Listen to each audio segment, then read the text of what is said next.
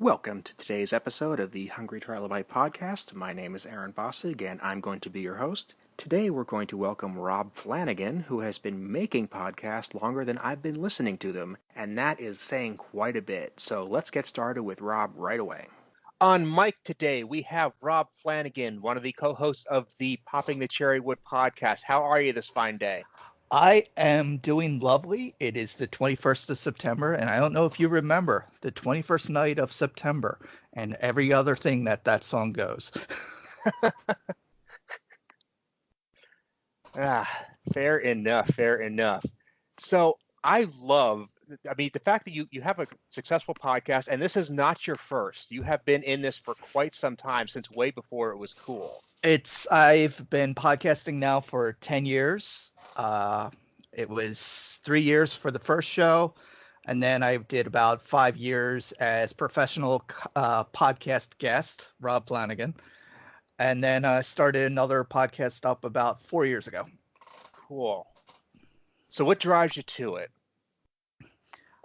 I like and it's hard to say that it's underground now. It's hardly underground anymore. They're heavy monetization and a lot of big names in it, but I do like how it is the closest thing we have right now to almost like pirate radio of the sorts, back from the 70s and 80s. It's still underground, and I love how each one has its own niche design. Like you can basically find a podcast for every topic, for better or for worse. True. And even like you said, it gets big and there are big names and big money in it, but at its core, it costs nothing to do it. It doesn't take a whole lot of time. If you have the will, you can just get one out there. And that is really, it's not just the idea behind pirate radio, it's the idea behind the internet as a whole, is that it's not any harder for me to do it than it is for Microsoft or IBM to do it. Right. And that's really, I said, what the internet should be all about. And I love the different levels of it too. Like you have the guys who are in their basement putting together a show. We have a mutual acquaintance from our college days who actually is now a professional podcast producer. Who would have ever thought that was a job? But yeah, that's his job now. I've gone to several podcast festivals over the years, and it's great seeing the different levels that you have. You have the big league guys intermixing with the little guys and helping each other out, because there's still that sense of community within the podcast community that you can get away with multiple levels all doing the same thing. Mm-hmm. And that's one of the biggest hurdles you have to get over when you first get into the idea, is that, there's this old idea that if you were watching Leno, you weren't watching Letterman. And if you were watching Letterman, you weren't watching Leno. And that mindset breaks apart in the podcast realm, because just because I'm your fan doesn't mean you can't be mine. We can help each other out and benefit from it. Correct. And I think one of the advantages for podcasting definitely came from the advent of cell phones and offices letting us actually have our headphones at work, and it reached a point, it's like, well, I can only listen to my music so much. Let me just listen to like-minded people and talking about topics I love. Like for me, every Monday is X-Men Day. Every Thursday is Star Trek Day. You have your different casts that just fit into that feel for whenever you need it. I'm sorry, wait a minute. So you're saying that every day isn't Star Trek Day? Because that's a foreign concept to me. I just find that it's easier to line all my Star Trek shows up the same day Mission Log puts their show up. Sure, I'm just messing around with you. Yeah, let's go. But that's an interesting point. I mean, that's why I do most of my podcasts, is that I drive anywhere from 10 hours a week to it's been upwards of 25, depending on what week it is and what I have to do. There's so much time behind the wheel, and it's the only thing you can do is listen to stuff. And podcasts, you can get quantity of content instantly. Yes. Like the other day, I was just like, has anyone done a Columbo podcast? Because I'm a huge fan of Columbo. And there it is. I found a group of Scottish guys put together this Columbo podcast where they covered every single episode. I'm like, well, I'm now listening to this. Wow. And there are literally podcasts about podcasts. Yes. I've been on a podcast about podcasts. It was really weird, but and that podcast about podcasts was reviewed by another podcast. And it occurs to me that's literally what we're doing right now is making a podcast. Yeah. Yes. I did not even plan that, so I apologize to anybody who's slapping their heads right now. It's like, this is a podcast about podcasts. Yep. Yep. But I mean, you do this because you have a love for genre fiction, genre movies, just offbeat stuff in general. It's a conversation you and I have had going back decades now. Right. I've loved just being able to throw something out there, and 9 times out of 10 you get it, and there's that look of recognition, like, yeah, I've seen that movie with only 3 other people have seen as well. That's pretty cool. Last week for our show, we did a movie called Riders of the Storm. It came out in 1986. It was Michael J. Pollard in it. So no one has actually seen this movie, and I absolutely adore this film. So I managed to get my co-host Manny, and the premise of the show we do now is basically Manny has never seen anything. You name a movie, he's not seen it. So we get together, we barbecue, we bake, we get food together, and just get food drunk while watching these old movies. Mm-hmm. And like every now and then we'll just watch something neither one of us have heard of, and it's absolutely terrible, or neither one of us has heard of, and it's like, this is the greatest thing ever. How have I missed this my entire life? Mm-hmm. And those are both treasures in their own unique way. Right. It's bad movies when you find them and you realize that somebody actually set out to do this and they meant the best from it within the means they had. That can be magic. Oh, I love it when it's low budget and they're trying. It's a lot better than when it's big budget and they fail. Mm-hmm. Because that's when you go, it's like, well, a lot of people had eyes on this, and I don't know where it went wrong, but it did. There was, I had Rick Sloan from Hobgoblins on a couple episodes back, and he said that one of his best reviews for the movie was that somebody said, they clearly had a budget, and yet they screwed up. I'm thinking, did we watch the same movie? Really? Yeah. There was no budget for that film. Yeah, that was your complaint. They misspent their money. Okay, that's what you want to hang your hat on. Nah, and then you hear like cult classics such as The Room, and it's like no one knows where the money came from. There was a ton of money being thrown around. We know that it cost a lot of money to make, and yet you look at it and you're like, okay, I can see you wasted the money, but no one said stop. And then you have stuff like that obviously had a little bit of a budget, but they just had marketing power. Things like Masters of the Universe. Yes. Which is one of those movies that you had to be there to appreciate it. Oh, I still appreciate it. And I've also watched Cyborg, the unofficial sequel to it, because they were making a sequel to Masters of the Universe and then just went, no, we're not doing this. And I'm confused. I thought I heard that there was a Masters of the Universe movie coming out this year, and then I haven't heard anything since.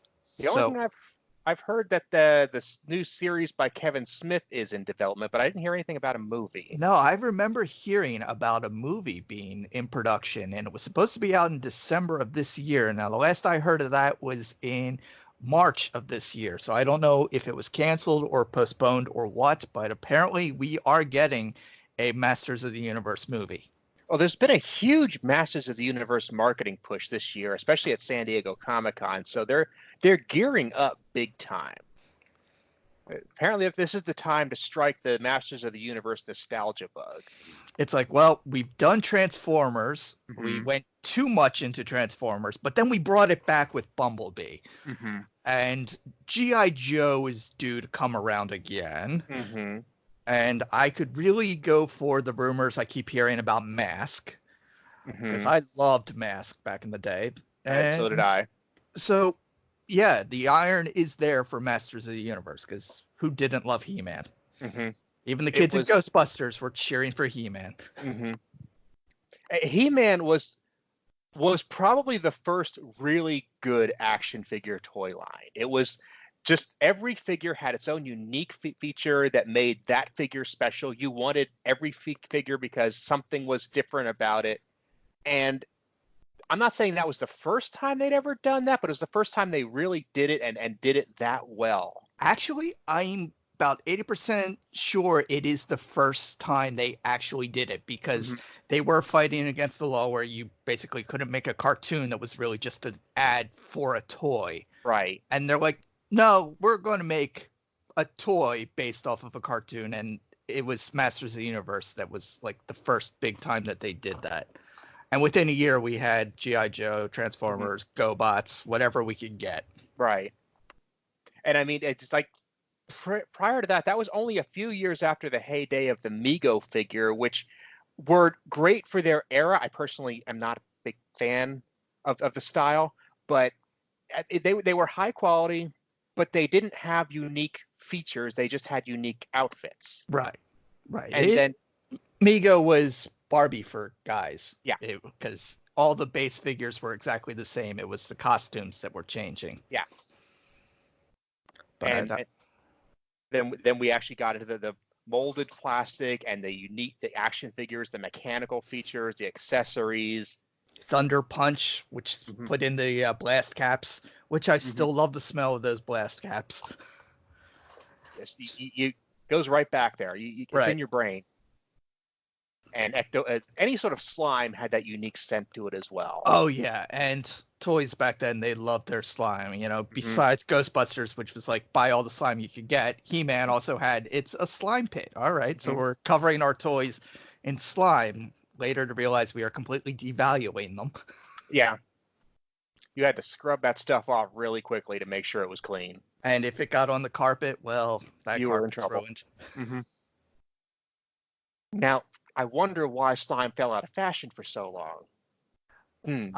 I think it just because it stained everything it touched. Yeah, his parents got pissed off. Yeah. And then it became gack. And I think there was another type of gack, like a sponge type. But that was after I stopped being into those. Yeah, likewise. There was that weird period where you're like, okay, I love toys, I love toys, I love toys. And then you're like, I can't love toys. And then you turn 18, you're like, no, I love toys. Give me more. It's like, I'm an adult and I still love Transformers. Fine. That's my life now. Yeah. That weird feeling of being in college, and it's like, I got $20 and nothing else to do, and there's some action figures here. Yeah. It's a bad combination. Especially it was where we were located, there was that flea market nearby, and they had all those classic figures just there. I'm like, yep, here we go. We're doing this.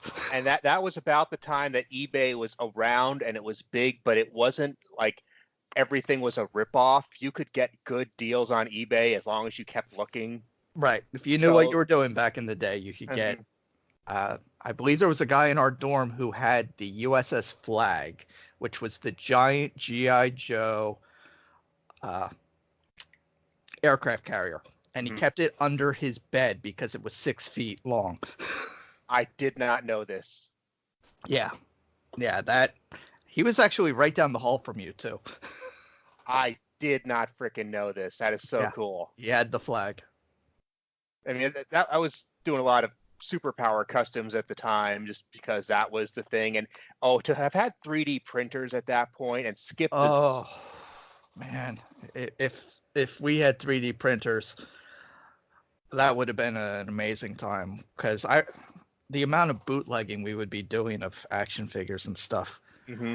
I have a clear memory of when Batman Beyond: Return of Joker came out, and it was coming to DVD at the time, and they quickly pulled it because it was deemed too violent, so they wanted to create a PG version. Yeah. But we managed to get the PG-13 version. So I remember hanging out in the library, bootlegging copies of that just to pass around the dorm, because everyone loved the not for retail version of that movie, which a couple years later they finally did release. Indeed. And I have never seen the PG-13 rating on a movie in such large font as it was in that particular movie. Yes. It was like it was well deserved too. it was like Warner Brothers was saying, "Don't bitch, okay? Seriously, do not buy this movie and bitch at us." Yes.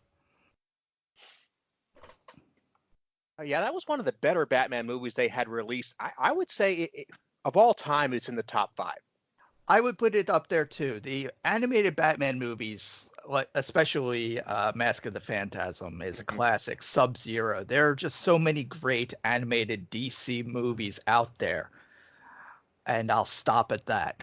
Yeah, that's a tangent that could take a whole new podcast. Correct. And go ahead. And I know like next month they are releasing like Teen Titan Go meets the Teen Titans, which is the same exact cast playing both parts. And I'm really looking forward to that as well. Yeah, I as well.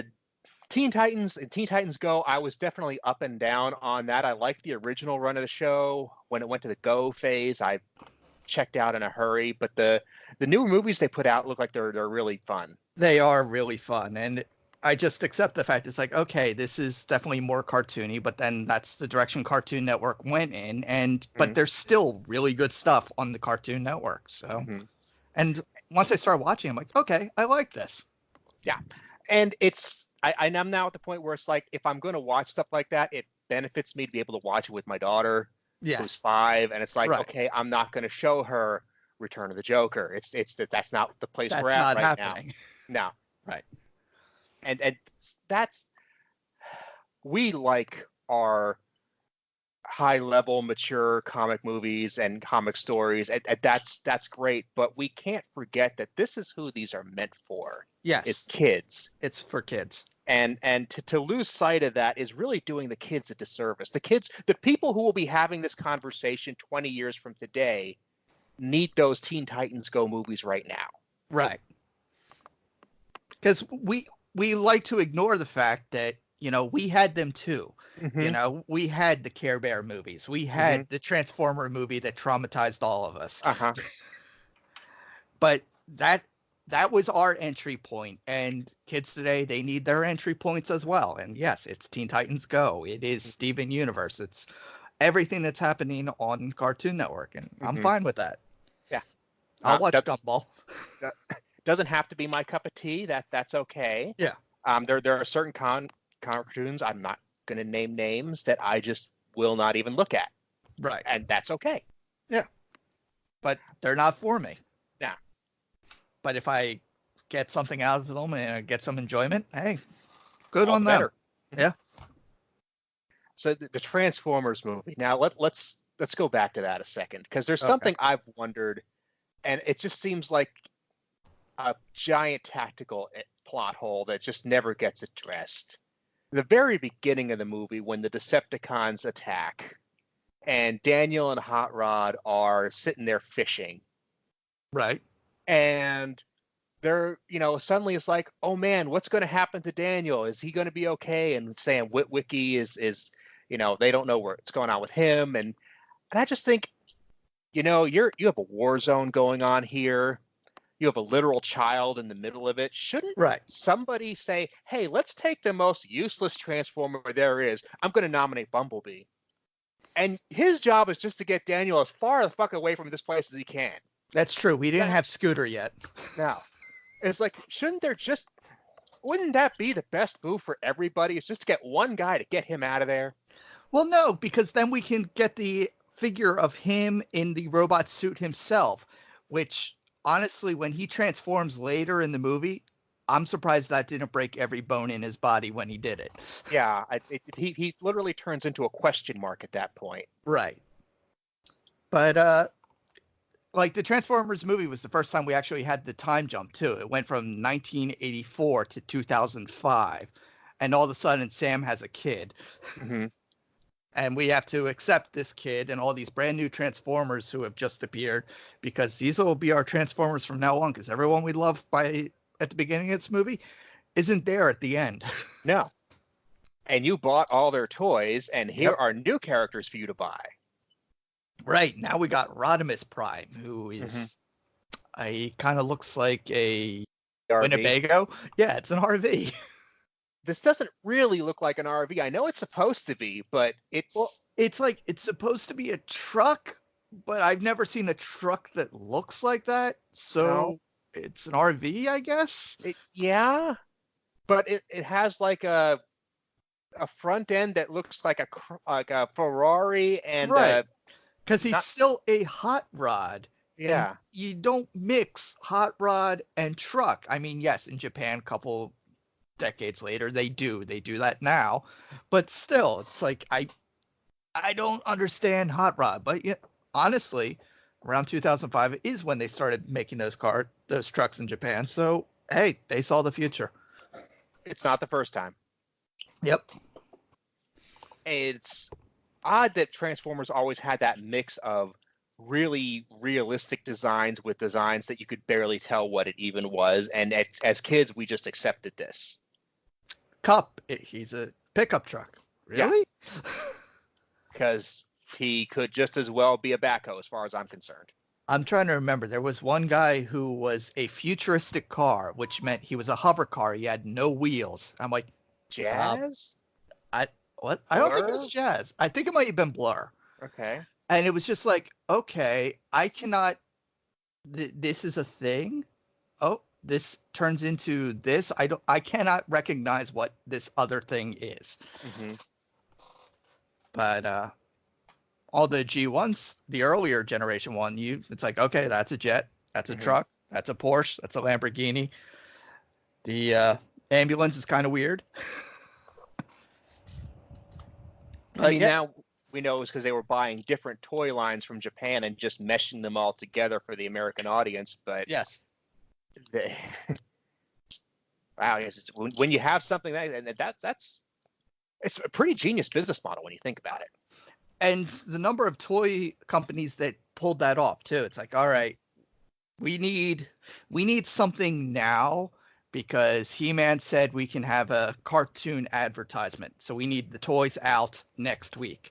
Mm-hmm. Well, we'll just remodel all these previous toys and make a story to go with it. The same goes with G.I. Joe. It's like, all right, so we got the figures, we got the toys. Somebody write the backstory to them. It doesn't matter what the backstory is, just write it on the back of the box. Yeah.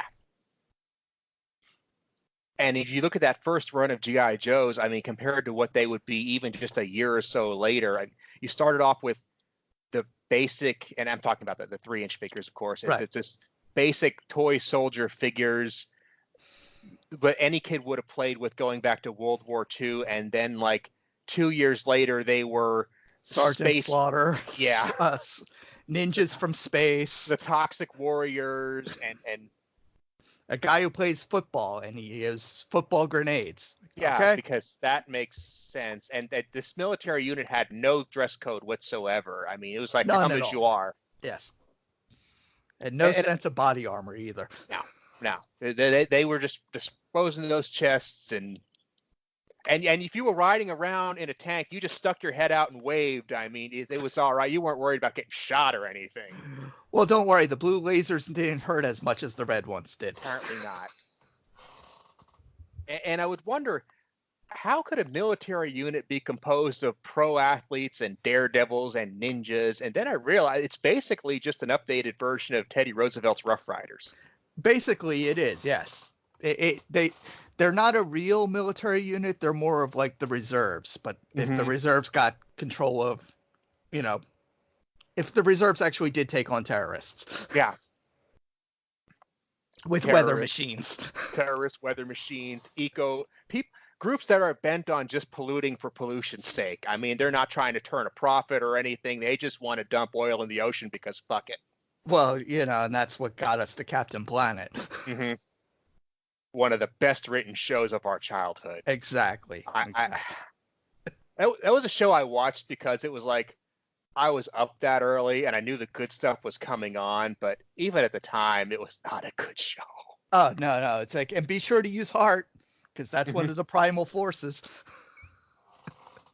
And of course, the kid with the heart has a monkey because, Kids need a monkey. Mm-hmm. Yeah. But the monkey doesn't get a ring. No, because what would it be? The power of feces? But your powers combine. Oh, no. No, see, he's Captain Planet. That's compost. It is. So it's not like that's a terrible. See, that's how dumb the show was. Is that the feces power actually would make sense in context. What's his power? Oh, well, he throws poo from his ring. Okay. I'm just going to leave now. Because the other kids, their abilities, like, well, I've got a fire ring and I can spew fire from the fire ring, and I got a water ring, I control water. So what does the heart guy do? Change people's minds? Behold, empathy power. And these kids, they get into a situation they can't handle. Their powers combine into Captain Planet. Captain Planet comes in, gets his ass kicked. Right. And then the powers go back to them and they finish the job. Captain Planet is completely useless in every episode. But I think that was the lesson they were trying to teach us is, it's us who can save the world. Don't rely on, some superpower. And that's all well and good. But when you rely on the superpower to not rely on the superpower, it's a bit of a mixed message. Look, Whoopi Goldberg said I could do this. So that's all that matters. Fair enough. And, I got to admit, I was told only I could prevent forest fires, and I have just been falling down on that. Sorry. Well, I'll be honest. I have not started a forest fire in my life, so I'm going to go with I'm still doing good. All right. Good on you. I've got to take some pointers there. Yeah. Although if these lanternflies become more of a problem, I may change my stance. Just burn it all down. It's fine. The trees will grow back. That's what they do. They've done it for millions of years. They'll grow back. Just get rid of these bugs. So what do you have on the pike now? What are you working on anything special? Well, this week is a very big week in Philadelphia esports, which apparently now I've somehow become part of. So I don't know how that worked out. I dressed up as Gritty at a show, and all of a sudden I've become part of the Philadelphia Fusion. Awesome. Congratulations. But, this week we have the groundbreaking of the arena. It is the first purpose-built esport arena in the United States. And later this week we have the finals for the Overwatch League. And that will also be in Philadelphia, even though Philadelphia is not going. Sad face emoji. Bummer. Yep. But to have a facility like that is pretty exciting. It is, and it's the first purpose built for this. And I'm hoping that it actually brings in more video game experiences into Philadelphia and Pennsylvania as a whole. Pennsylvania is slowly becoming a major spot in electronic video game sports. The Harrisburg Storm is, they just won all the championships last year. I met the team a couple weeks ago. Our alma mater, DeSales, now has a Overwatch team and a League of Legends team, and I'm willing to drive up to the campus just to watch these guys play some of these other local teams. So we are slowly becoming more involved in video game entertainment in Pennsylvania, and I hope that also brings in some video game jobs to Pennsylvania. Now, to put this in context, you and I went to college. I mean, in a cornfield. In a cornfield. In 2000, 2001, and at the time, you were organizing GoldenEye tournaments on the old N64, and you'd get a bunch of systems and controllers together. And this has been an idea that you've been generating for that long. Almost 20 years ago. We also did LAN parties of StarCraft there as well. That was also a big thing going on with the StarCraft LAN parties. We would have video game tournaments in Hector's room all the time. So it's really cool to see video games actually becoming something. Like they are now a legitimate form of entertainment, thanks to YouTube, Twitch TV. Like I'm a huge addict of Twitch television. It's great. And I just love watching the growth of the video game environment. And yes, I'm pushing 40 at the moment. I don't care that I'm still really big into video games. And even if I'm bad at said video games, like I am awful, so bad at Overwatch, it's not even funny. And yet here I am, fan of the month. But but it's great to see this growth of new entertainment growing. It's, as we were discussing podcast earlier, it's great to see the paradigm shift of something new hitting everywhere at the same time. And Pennsylvania is the ideal place for it. And I don't know if anybody's caught on to this, but our best foods can all be eaten with one hand. With one hand, yes. So you don't have to stop gaming. You just have to kind of take a breather and shove that cheesesteak in your mouth or that slice of pizza and keep going here. All you need is your Wawa coffee, your Wawa gobbler, and some tasty cakes, and you are fine. That's all you need in life.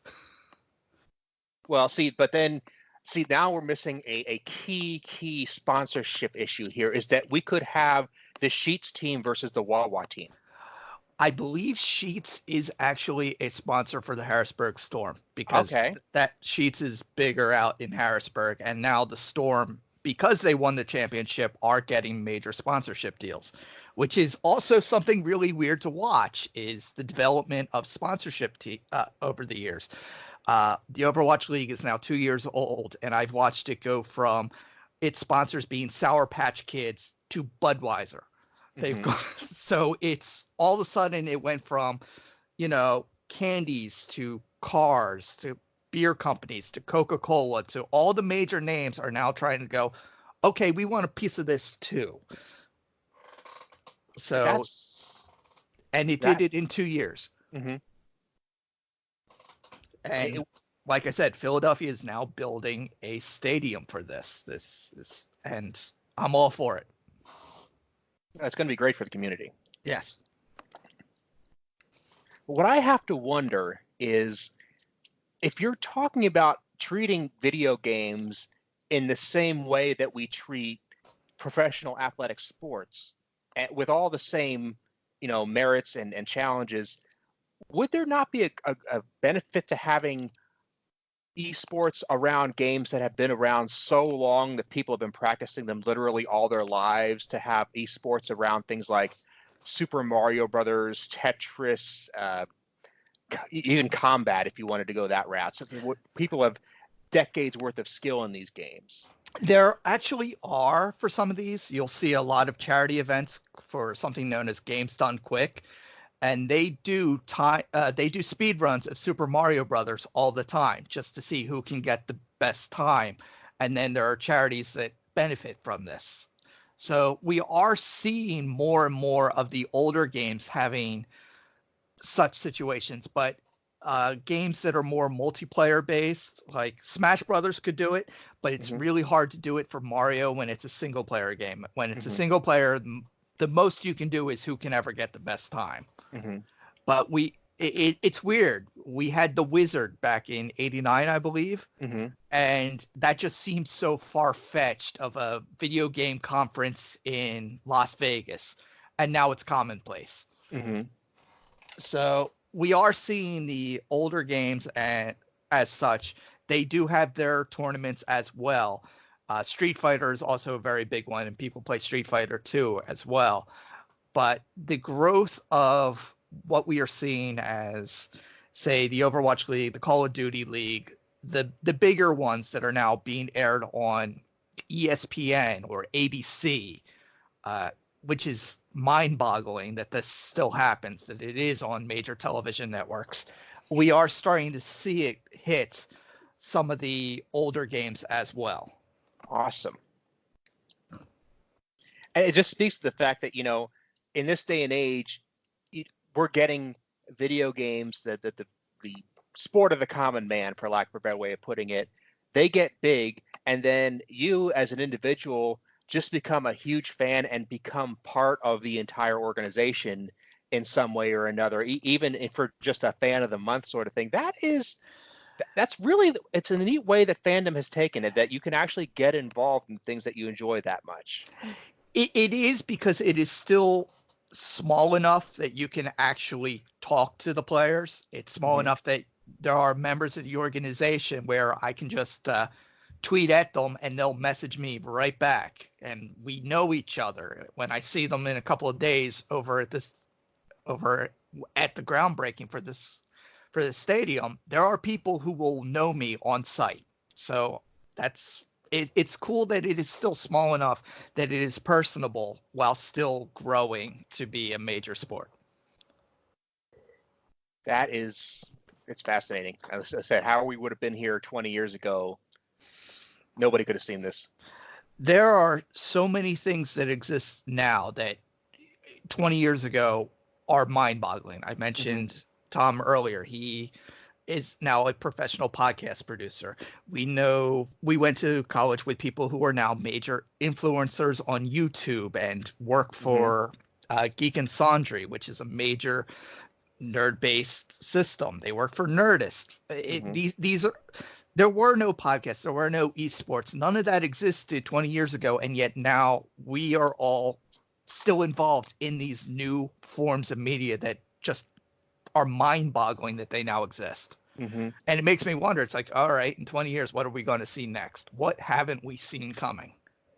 What I really see, and I'm not entirely sure of the mechanics of this, but I really see that we're going to take YouTube to the next level, and not necessarily YouTube, the company itself, although they're probably going to be the ones to do it. But you're going to have a case where anybody who wants to broadcast something just does it, and it just becomes a matter of plugging in whatever content you want and queuing it up. And like to give an example, say my nephew has a soccer game in another state, and I want to see it, but there's no way I can do it. There's going to be somebody at that school who programs in YouTube to stream his game, and I can watch it from my living room and show his grandparents that. And that's going to be the content of the future. And I'm not saying that production value content is going to go away. Certainly not. But it's going to be less of a dividing line between homemade content and studio content.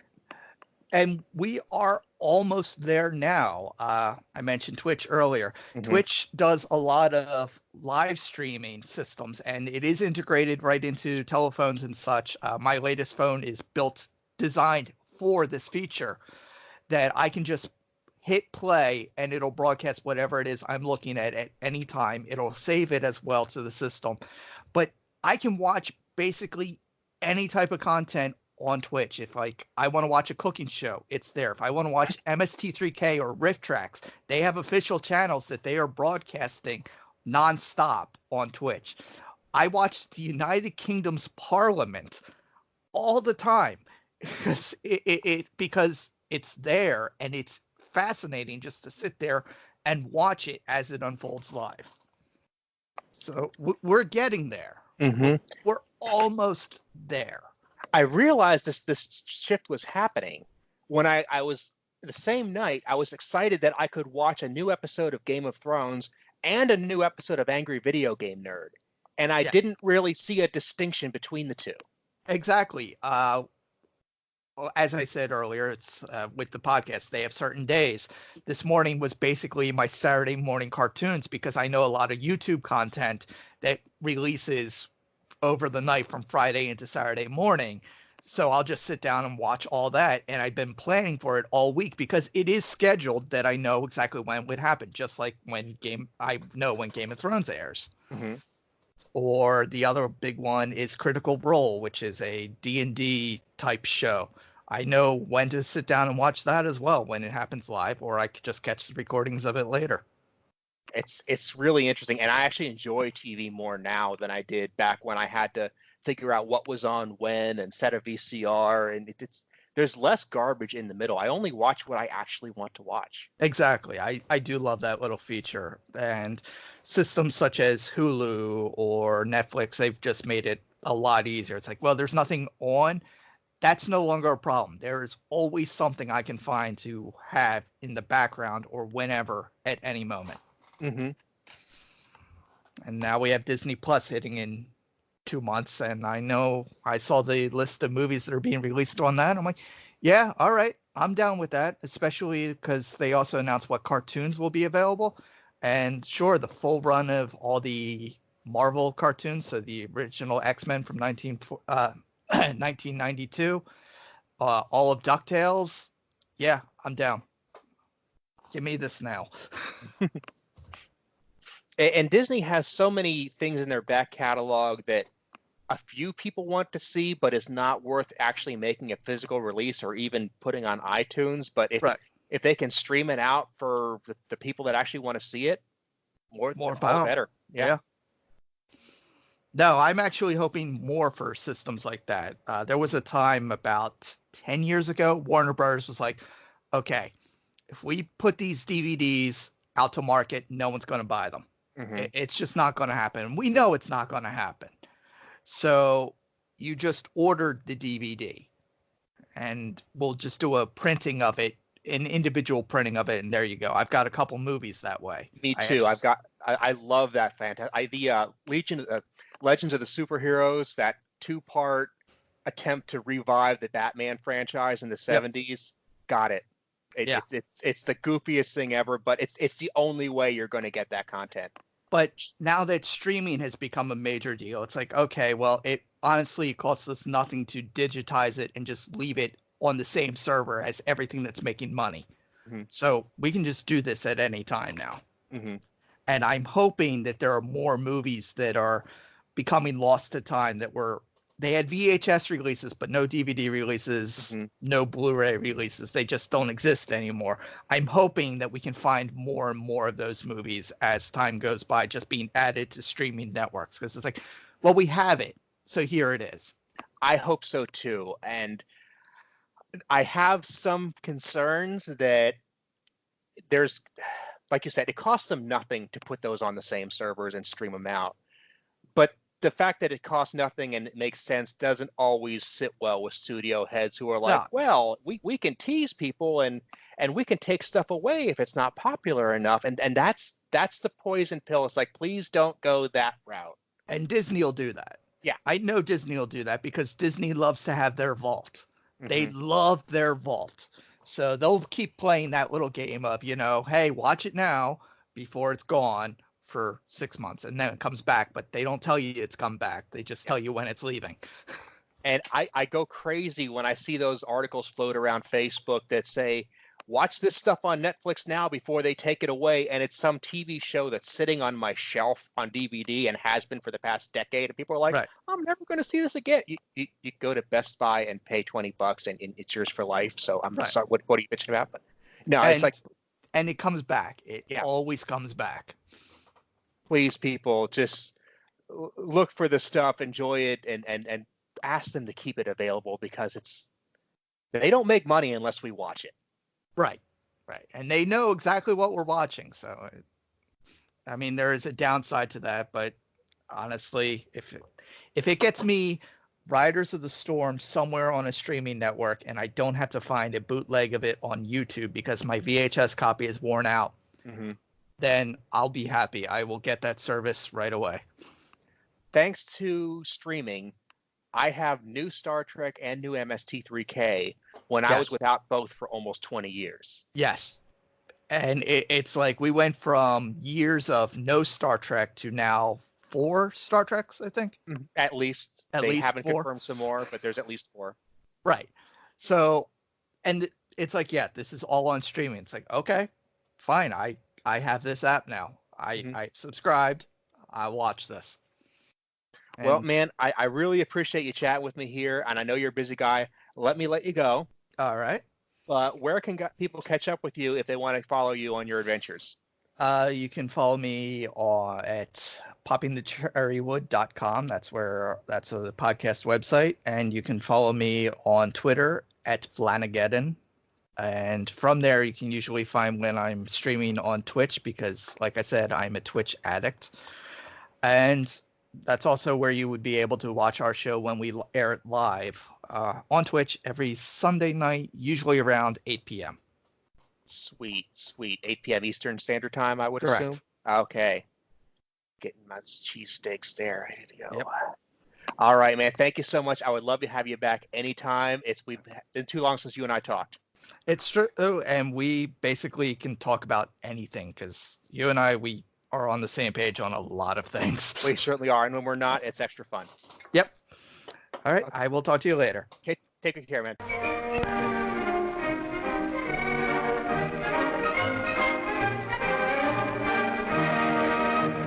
I would like to thank Rob Flanagan for being my guest this week, and I would like to thank you for listening.